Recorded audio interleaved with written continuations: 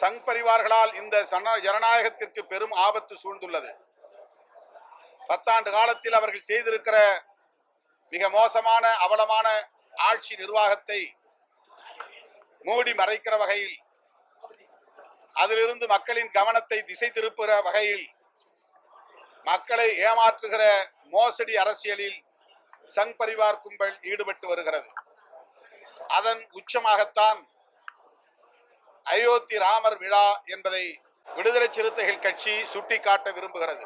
வேலைவாய்ப்பு பிரச்சனை, பொருளாதார வீழ்ச்சி, கல்வி, சுகாதாரம், மருத்துவம் போன்றவற்றில் மக்களுக்கு இழைக்கப்பட்டிருக்கிற துரோகம், உலக அரங்கில் இந்திய அரசுக்கு ஏற்பட்டிருக்கிற பணமதிப்பு வீழ்ச்சி போன்றவற்றையெல்லாம் மறைப்பதற்காகவும் மக்களின் கவனத்தை அவற்றிலிருந்து திசை திருப்புவதற்காகவும் அவர்கள் கையில் ஏந்திருக்கிற ஒற்றை ஆயுதம் ஜெய் ஸ்ரீராம் என்கிற முழக்கம்தான்.